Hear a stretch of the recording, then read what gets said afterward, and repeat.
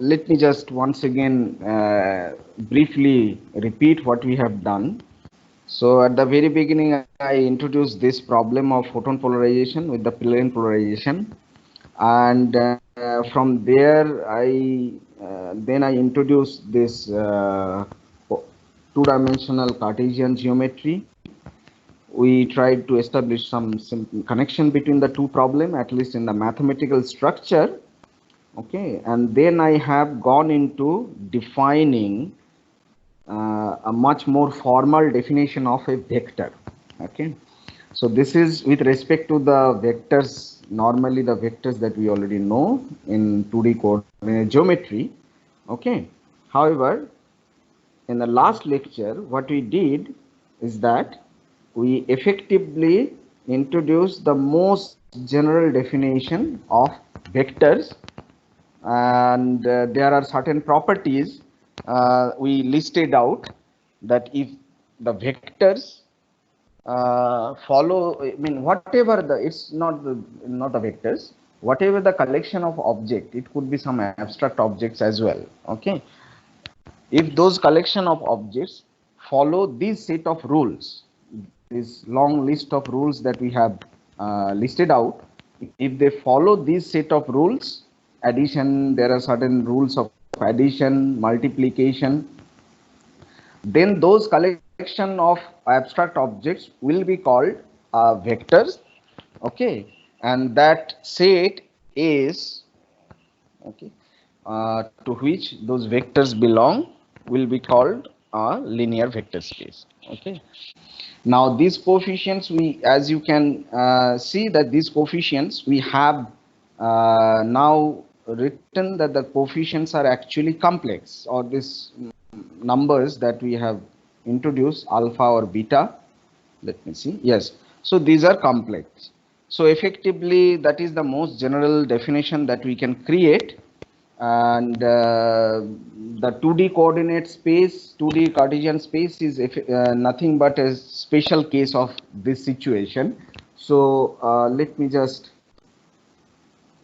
if you want to, after knowing all the definition, if you want to know what is an example, definitely. So one simplest example that we have already discussed, but now we can see, I'm not going to do it explicitly. Okay, but what is an example of vectors and a linear vector space? So the one simplest example is the, consider the set S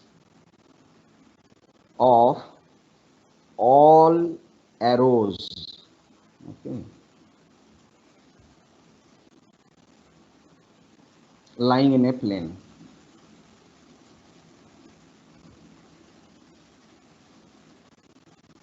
So this is an example of a vectors and vector space. Okay, so you can immediately see the definition of addition. What is the definition of addition will be? It is the simple addition that you actually use for arrows in 2D coordinate geometry. Okay, usual geometric rule of additions of arrows. So if one vector is represented as A, okay, another vector is represented as B, then their addition, it is not very difficult to see that their addition will represent a new vector C, which also lie on the same plane. Okay, and all the other properties that we have listed out will be satisfied by those arrows in 2D coordinate, I mean 2D Cartesian space. Okay, so addition properties will be satisfied, whatever we have listed out. Okay, so instead of now this notation, if you are uncomfortable with this notation is an abstract notation. It's just in case of this coordinate 2D coordinate space, we are representing it like this, but what we are saying that, okay, now on we are going to represent it like if it was previously R1, we were representing it like this.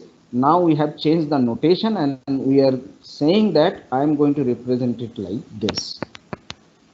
Okay, that's the notation that we have changed the notation. Okay, so similarly, if there is another vector in a previous notation we are using like this, now this will be represented as this. So the addition of these two is going to be a third vector, which you would have written, let's say R3 with this arrow notation at the top. Now we are going to represent it by nothing but this. So this is a notation, okay, nothing more than that, just to include many more objects, not just these arrows in 2D coordinate space or 3D coordinate space, Cartesian space, but to include many more abstract objects. Okay, now this is the addition. In case of multiplication, now how the multiplication,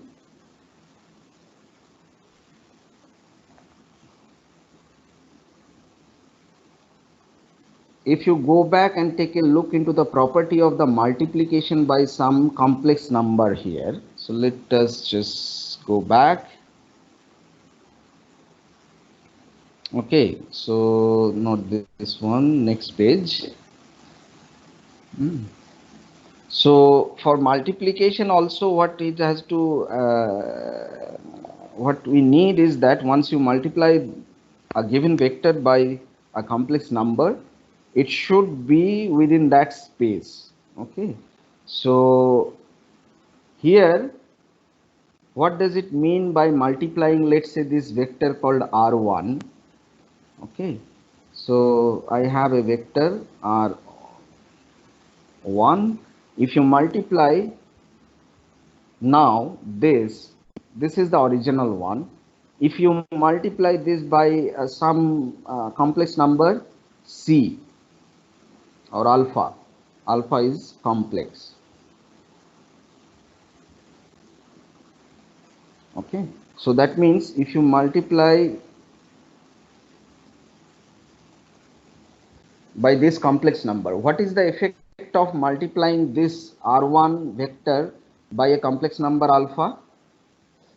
Can, yeah, yes. So if it is, so effectively this is, there will be a multiplication modulus of alpha and then the phase factor. So that means it is going to, depending on the value of this mod alpha, let us assume that it increases the length of the vector, but it will be rotated by this. But once again, this is going to be lying on the plane.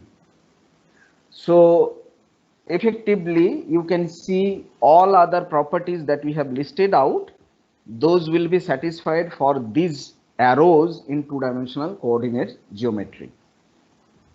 So those we already know, those were vectors, but now we are generalizing it to more abstract object. Okay, so I hope you have understood that this is the possible simplest example. Sir, Then yes, there is sir, a in this question. example, sir, can we Hmm. prove that this set of all arrows lying in a plane is a complete set or something like that? We can. No, complete Yes, sir. set. Hmm? Yes, sir. Can we like tell that this is a complete set? Like somehow, can we prove that this is a complete or something? We can talk about it. Something like that. Yeah, I mean we can do it, and yes, it is possible to prove that the complete set. But the complete set is actually effectively this I cap and j cap. Any two linearly independent set of arrows will be complete. this completeness will come to the more precise definition of completeness. It's pretty simply, completeness effectively means that starting from these two linearly independent set of arrows, you can create the any arbitrary arrows. Can you do that in 2D coordinate geometry or not? Yes, sir. Can you do that? Yes, sir. In this, like, we can do it, sir. In 2D coordinate Yes, geometry, we can do yes. it. It's quite trivial here, although mathematically you are not. It's but you can see the sense of it. What do we mean by completeness?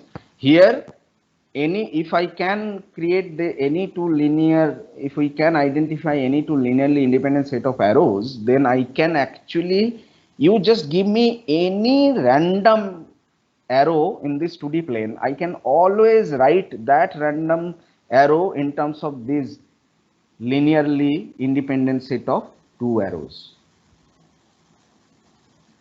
That is always possible. Okay. Okay.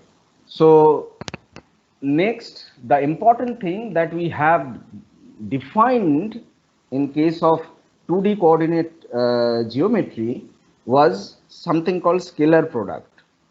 So now that will lead us to the definition of, so let us now try to define a scalar product in the most general sense of linear vector space. What do you mean by scalar product? Okay. So let me just write down the technical definition. So the scalar product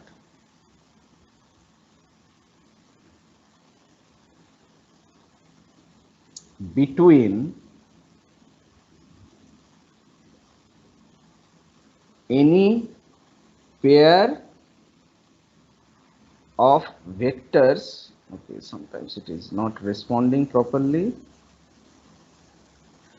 any pair of vectors A and B in S, it is defined as a complex number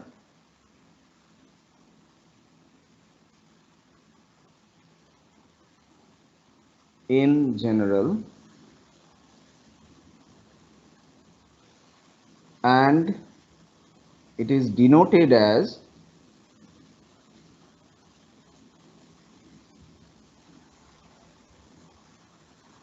okay, that was not correct. It is denoted as this.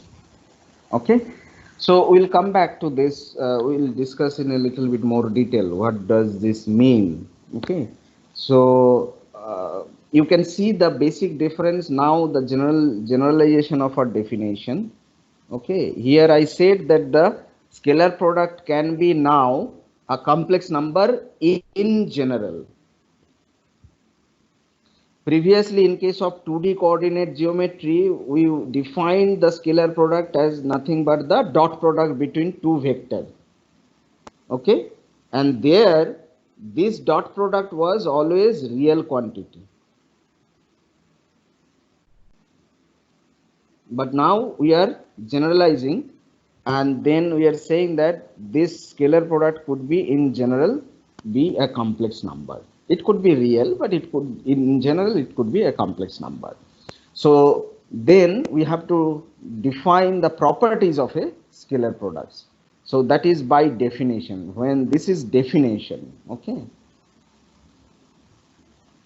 When these set of properties are satisfied, then we can call that is a scalar product. So by definition, the scalar product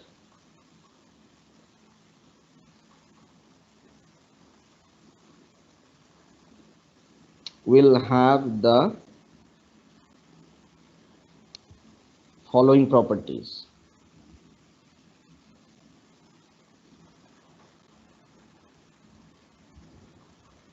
So the first important property that we are going to have, okay, so that is that scalar product of B and A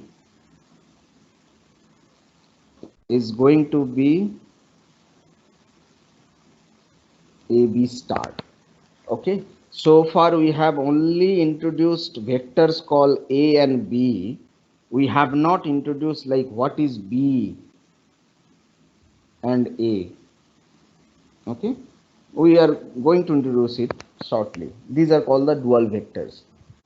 So the second property is that if you have a vector D, let's say D, which is a combination of two vectors A and B, okay, then the scalar product with a vector C will be this. Okay, the third one is that scalar product with itself of a vector is greater or equal to 0 with, and let me, this is equal to 0 only when this is 0 or 0 null vector. Okay. Now let us come back to the first relation that we have written. Please take a note of the first condition. This first condition actually let us define. So condition A, let us define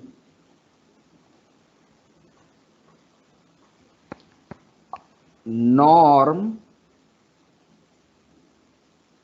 or length of a vector.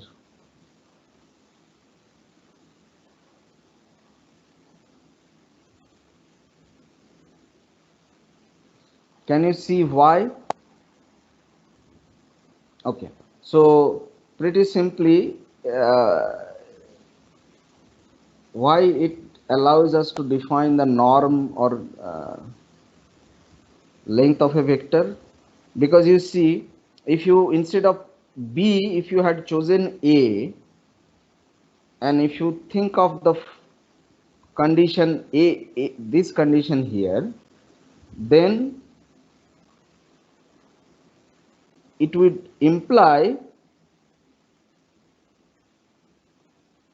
that scalar product of A with itself is same as its complex conjugate. What does it mean?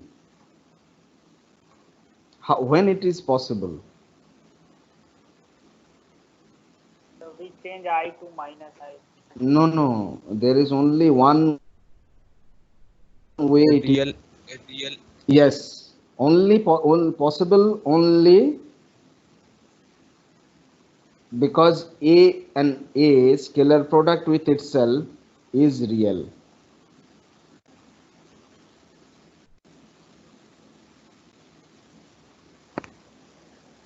Okay, so that actually allows us to define the length or the norm of a vector in a usual sense that we do.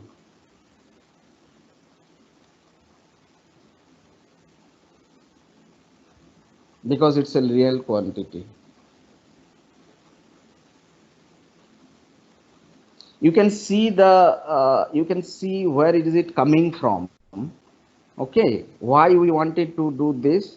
Because in case of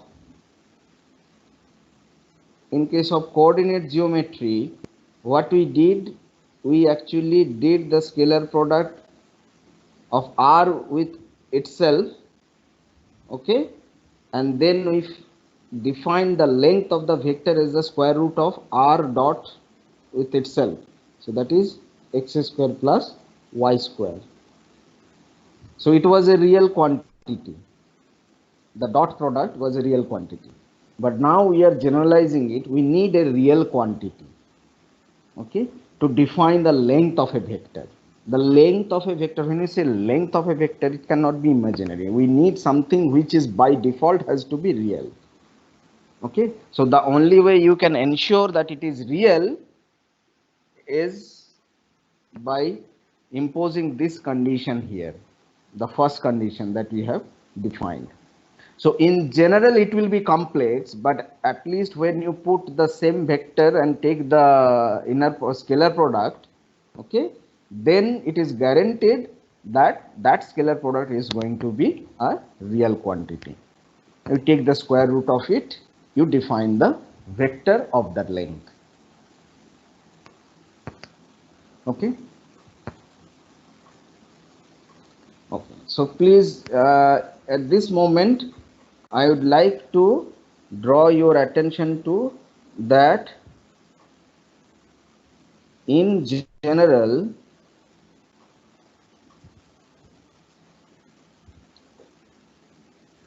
the scalar product of BA, which is same as AB star, and that is actually not equal to AB. Okay. Just a simple observation, but still I wanted to bring to your attention to. Now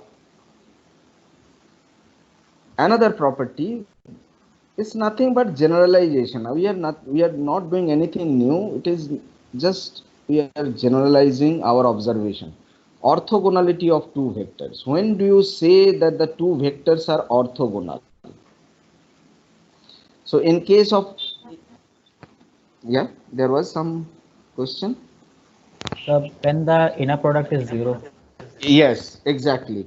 Just if you are uncomfortable with the new notation, always go back to your usual mathematical objects that you have seen.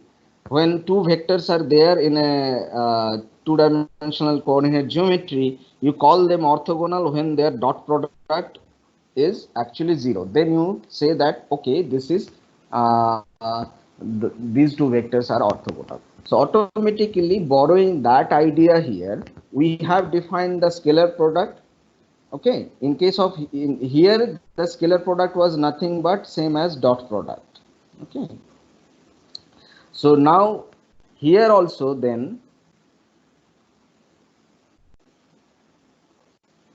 we are going to define the orthogonality of the two vector if this is true.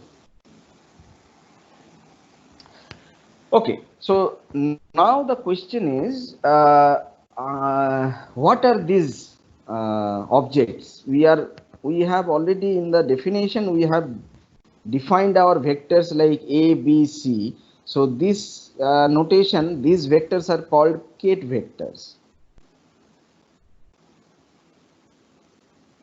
Okay, or rather simply Kate. We pronounce it like Kate A. This one we pronounce it like Kate A. This one as Kate B. This is Kate C. However, while defining the scalar product, we have introduced some notation like B, okay, the opposite. So these are called actually the bra vectors. Okay, so similarly you pronounce as bra B, C, etc. And the name are derived from this. This is actually derived from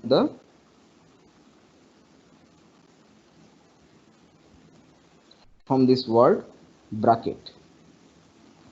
Okay. Okay. Now let us then try to understand what are these objects. We have defined a vector space and vectors for these objects called A, B, C, Kate. But now I am writing something with a notation which is different from that. What are these objects? So these are called nothing but the dual vectors. Okay.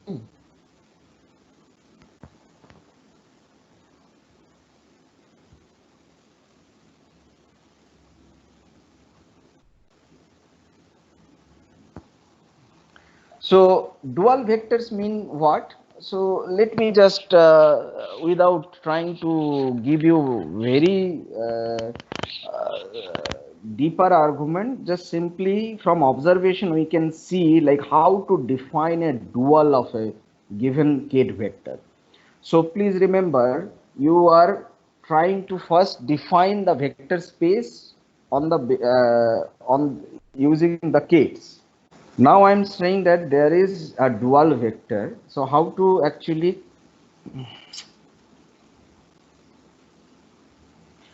define a dual of a given K? So for every vector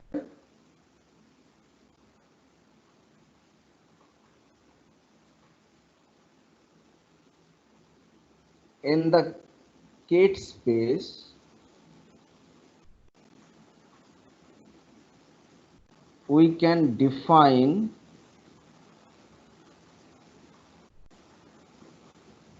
a dual vector in the following manner.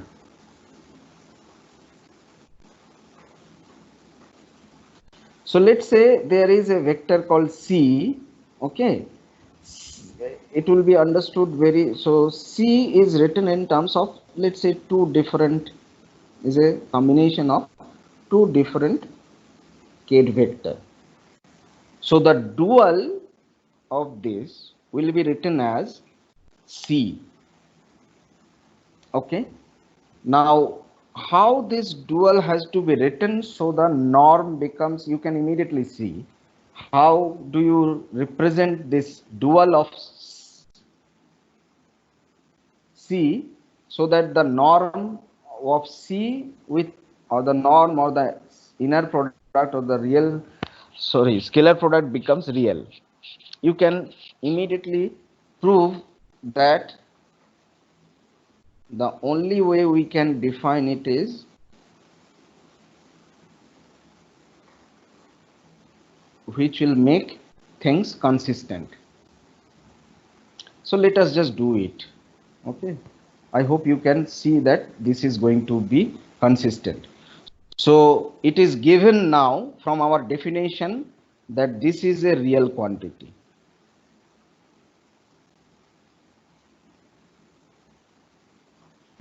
Alpha and beta both are complex number. So there should be one extra condition that A cat and B cat are orthogonal to each other, maybe. No, not Then it would be necessary. easy. No, not necessary. Not in general, but Yeah, not in general. So let me just try to do the general one. If you put A and B are orthogonal, then it will be much easier to immediately prove. But I just wanted to get rid of that condition, okay, for the time being. So because if we can prove it for the general one, okay,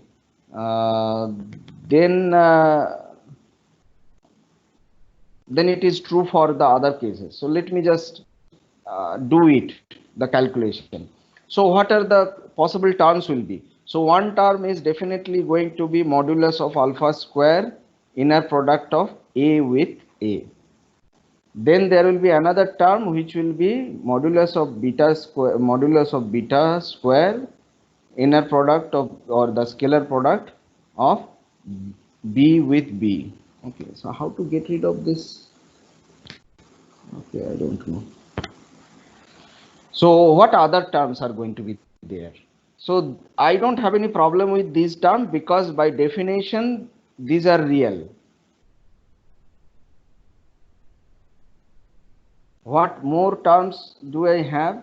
The other two terms that I have is the pair of complex conjugates. Yes, exactly. Alpha star beta AB plus beta star alpha BA. Okay, but take a look into that last two term, this and this. Okay, what was our definition? BA is same as AB star. So if BA is same as AB star, then in the last term I can just interchange the orientation or the order of this AB and put a star. But then this term and this term are nothing but complex conjugate of each other. When you add up, you'll get nothing but real quantity. Now Bhavesh was saying something else, and he was actually trying to make the life a little bit more simpler, because what he was trying to say is that if you had chosen A and B as two vectors who are orthogonal to each other, then by default like two term would have gone to 0 and you would have got real. But I just did not want to impose that condition, okay, because if we can prove it in the most general case, then it is for simpler case we can prove it. Okay, so now you can see that how to define a dual of a given gate. Okay, so any question so far? So dual vector space has to be unique in order to define scalar Dual product. dual vectors, what? So dual vector space has to be unique in order to define a unique scalar value. Yeah, I mean there will be an unique vector for each of the vector in your direct space or the Kate space. Okay, so there is like, if there is this set of vectors, okay, there is one-to-one correspondence between, It's like isomorphic mapping. Okay. yeah, okay, Yes. Sir. okay.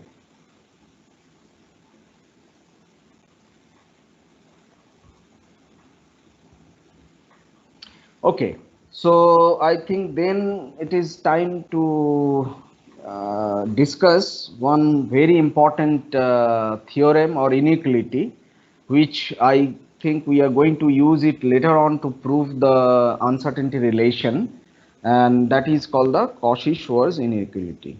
Okay, I guess you have already done it, but there is no harm in repeat it once more.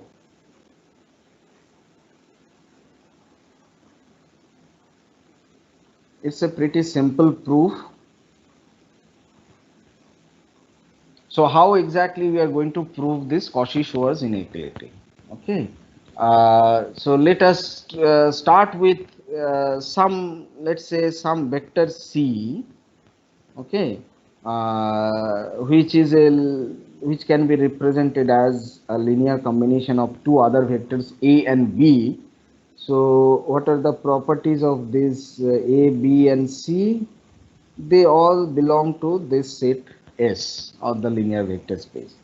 So one important thing we have already noticed, that the scalar product of C with itself, okay, that is actually greater or equal to 0.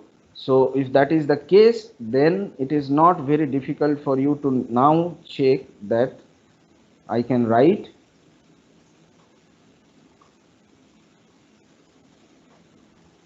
lambda star B A plus lambda lambda star and BB, which is greater or equal to 0. Okay, so this lambda is an arbitrary constant here. Okay, we can actually adjust our constant, okay, complex number. So we can choose this lambda. Let us choose this lambda as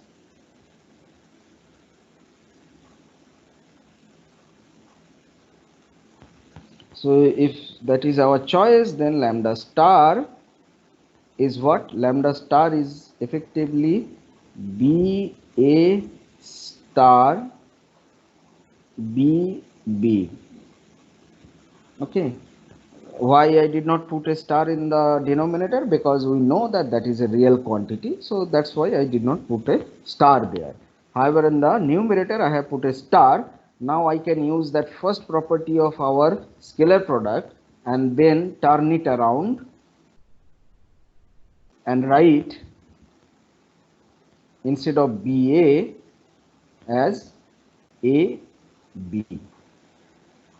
So the next step is simply to put it, okay, in the previous expression. If we put it, we are going to get AA, scalar product of A with A, then AB, BA, and then B in scalar product with B. Similarly,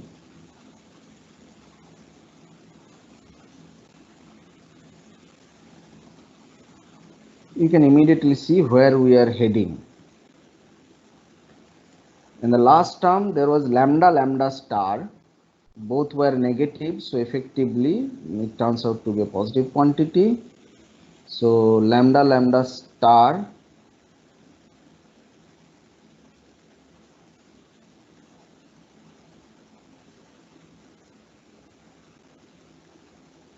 this is effectively greater or equal to 0. Now you can see it's not very difficult, no? It's just you can figure out quite easily that ultimately this turns out to be AA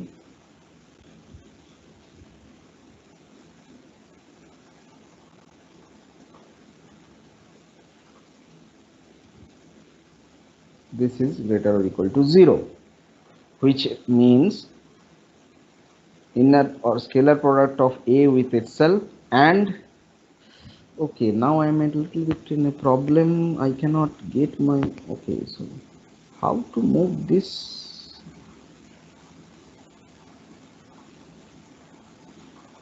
I don't understand. So we'll take the denominator on the left side. Yeah, Can yeah. multiply So the that, no, that is fine, but I cannot get my control at the top.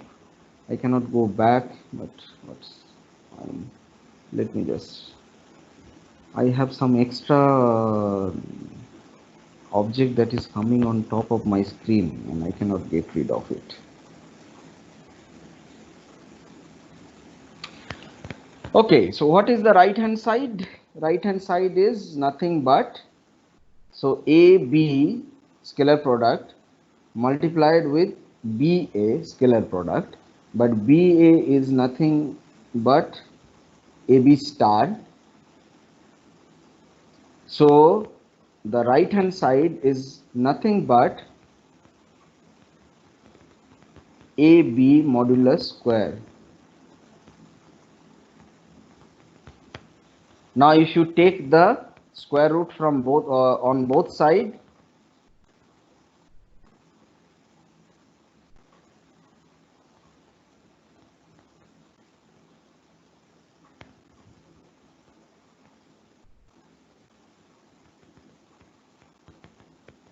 we get the Cauchy-Schwarz inequality for any two vector A. Okay, for any two vector A and B, the length of the multiplication of the length of the two vector is actually greater or equal to the modulus of the scalar product between A and B. Okay, as you can see, the equal sign holds when equality holds when it's pretty simply when C is actually 0. That's the only time we told that C is 0. That's when the equality holds. But that means C being 0 means A becomes, yes, lambda times B.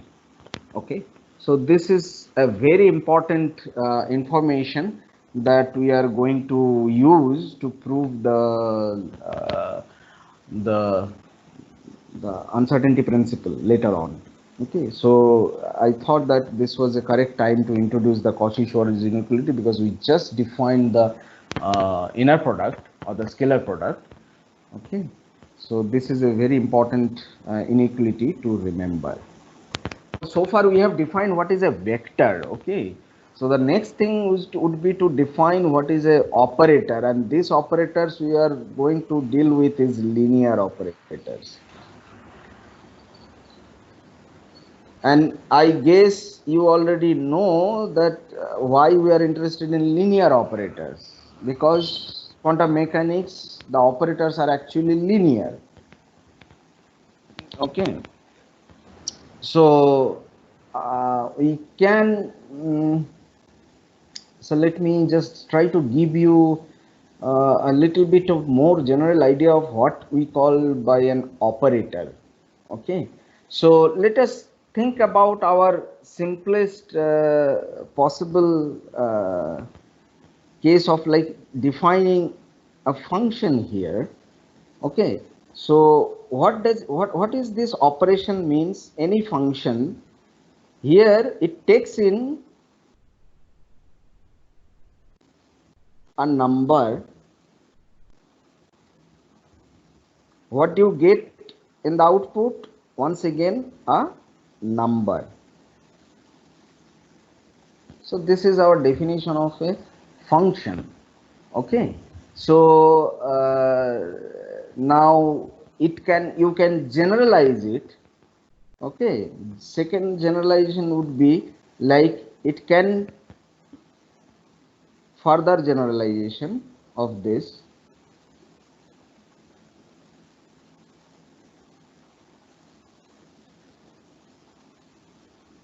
You can say that, okay, now I am going to take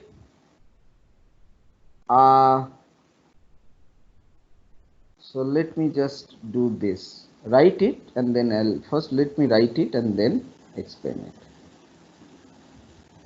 What has happened, the next step of generalization? Can anybody tell me? What did I do? So we have associated a scalar quantity. Yes. Like, so in case of a definition of function, it takes in a number, it just gives a number in the output. Now what we have done, that in the input there is a vector. Input is a vector. But what is the output? This is a number. That is the next generalization. Okay. So however, we can generalize it further. What is the next generalization is one step more generalization.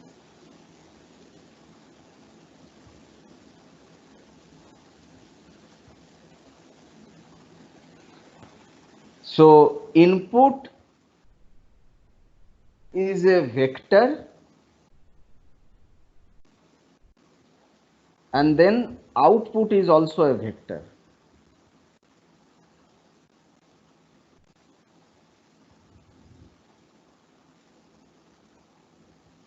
Okay, so input is a vector and output is also a vector.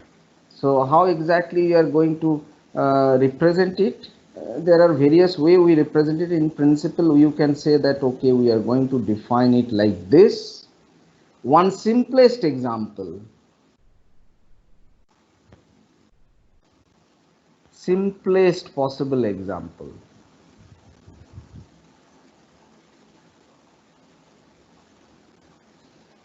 The simplest possible example is that you take a vector,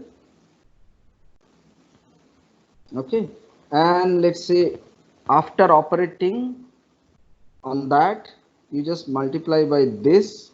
It's a complex number in general. Okay, so this is going to be in general another vector. Okay, so whenever this happens, that you take a vector and then you get as an input and get an output also as a vector, okay, then we'll say that this is an operator. So x is we say that f of x is result of multiplication of x by an operator. Okay, that is, we call this as an operator. You input is a vector, output is also a vector. So this we are going to write like this. This operation we are going to write like this, where f is an operator.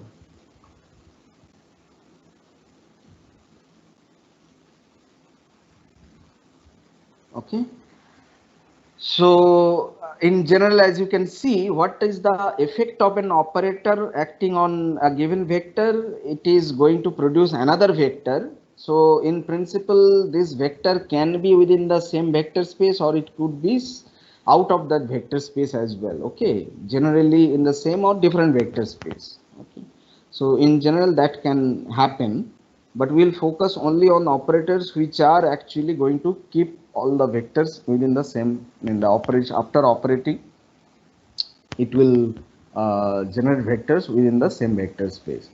Okay, so the definition, what do you mean by definition of a linear operator? We talked about something called linear operator. So definition of linear operator, once again, it is not very difficult to see. A is a linear operator if A acting on a state like this. Okay, oh no. Okay, is same as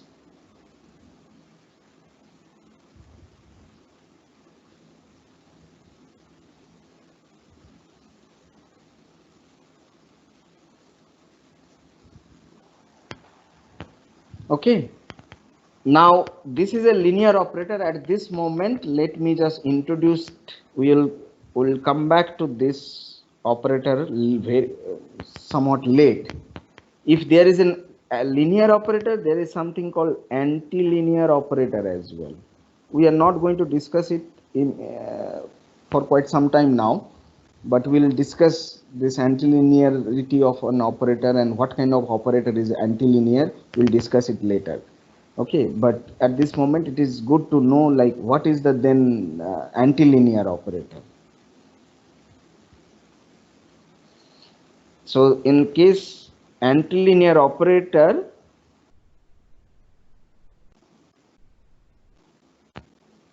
what happens that you get not the alpha back but rather the complex conjugate. So when this happens, then we call that operator as antilinear operator.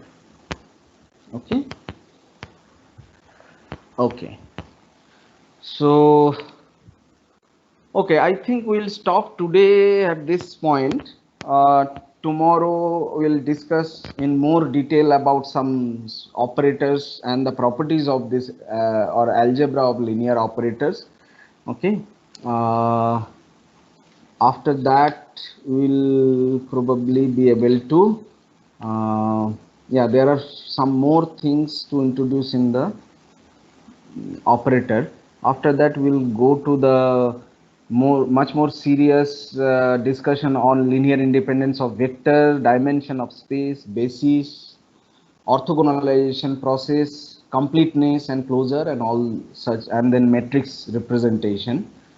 All these things will be discussed after in few more lectures.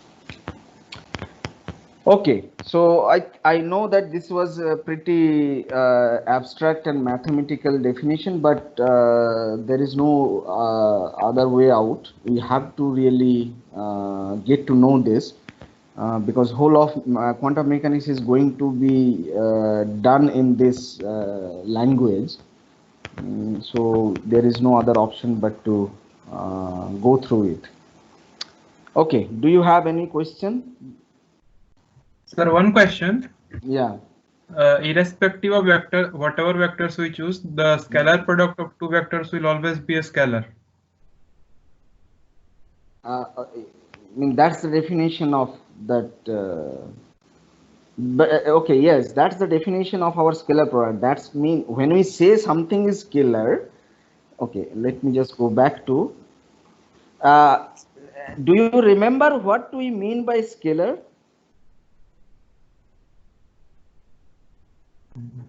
I think we discussed it at some point like here.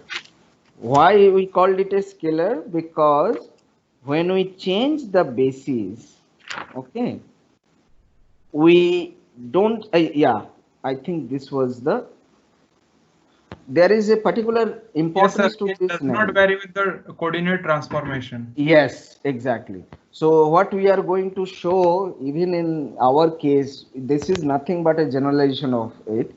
The scalar means when you change your coordinate or basis and then you define the scalar product of the transformed on the transformed vectors, okay, the scalar product should not change. In fact, that is the philosophy that we have used here, although we have not proved here right now. Okay, let me just come back to this definition. Yeah, so any two vector, you in a vector space that you have used, let's say A and B, these are the properties of a scalar vector, I mean scalar product that we have to maintain. Okay, the first one is that scalar product of BA is same as AB star, and then the other properties that I have listed out here. However, let me, since you have asked, I have not proved it, but later on you are going to prove it. What do we mean by scalar? Let me choose a different page.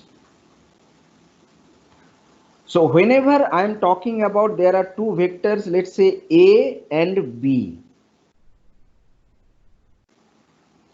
you can think of this is like R1 and this is like R2. Now when you are saying I have a vector R1 and R2, implicitly there is a basis. I have not talked about basis in this abstract sense, but there is a basis. In case of R1 and R2, maybe you chose the basis as I cap and j cap. In case of an abstract vector space A and B, I mean abstract vector space and abstract vector A and B, I have not mentioned what is the basis.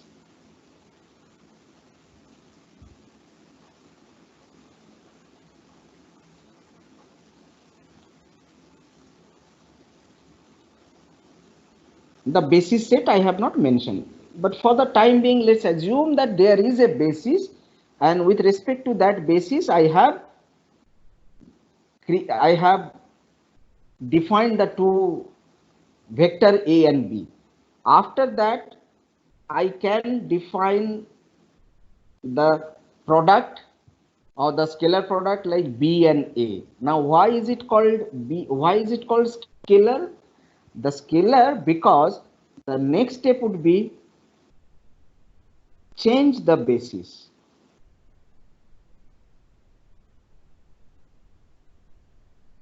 Similarly here, as you do, change the basis mean instead of I and J, let's say you go to I prime and J prime. Now after changing this basis, R1 does not remain as R1, but it becomes R1 prime, and R2 becomes R2 prime. We call the dot product to be a scalar product because we can show very explicitly that R1 prime dot R2 prime is same as R1 dot R2. So what about the abstract vector space here? After changing the basis, once again this A will become something called, let's say, A prime. B will become, let's say, B prime. But we are going to demonstrate, which we have not done so far, that A prime and B prime, sorry, not like this. The scalar product of B prime and A prime is same as BA. We are going to prove it. We have not done it yet.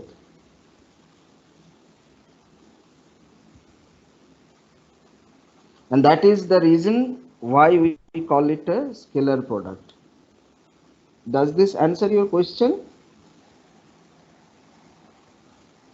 Yes, sir. Yeah. So we have Yes, not sir. proved. Yeah, we have not proved it yet. We will prove it. Don't worry. Okay. Once we have introduced like what is the proper concept of a basis, dimension, basis transformation, then it is very neat to prove that our definition of a scalar product under basis transformation that remain unchanged.